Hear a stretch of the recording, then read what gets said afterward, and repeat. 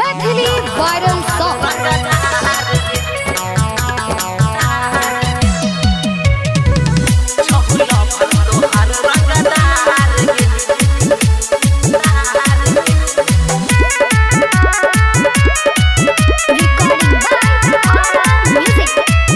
कौन बात से आबू नहीं डरे के जान आके हमरा से प्यार तू कहले के जान।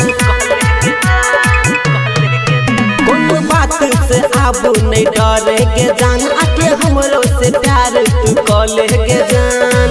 के कहरा बन बही सैया कहले तू विचार के करतौ तोरा से प्यार गे छहुला भर तोहार रंगदार गे करतौ तोरा से प्यार गे छहुला भर तोहार रंगदार गे।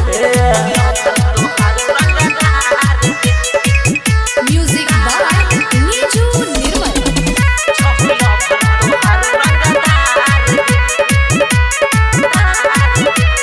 दोसर जेना हम नहीं रहै छी गे झुंड में हम त अकेले छौरी रहै छी गे मुंड में।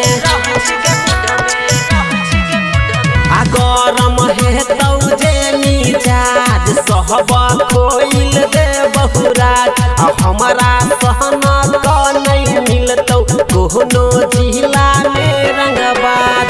हमरा सब मिल गे तो घूमे बहुत तोरा थार गे करतौ तोरा से प्यार गे छहुला भर तोहार रंगदार गे करतौ तोरा से प्यार गे छहुला भर तोहार रंगदार गे। Music by Neeju Nirmal. Recording by music.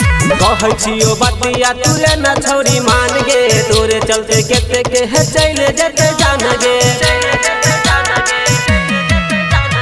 Fire करबौ जे गोली बंद होई जेतौ बोली आ केतबो करतौ कोई कोशिश जेतौ हमारे घर डोली। चंदन अंकित के भूलो से करी है नहीं नाकार गे करतौ तोरा से प्यार गे छहुला भर तोहार रंगदार गे करतौ तोरा से प्यार गे छहुला भर तोहार रंगदार।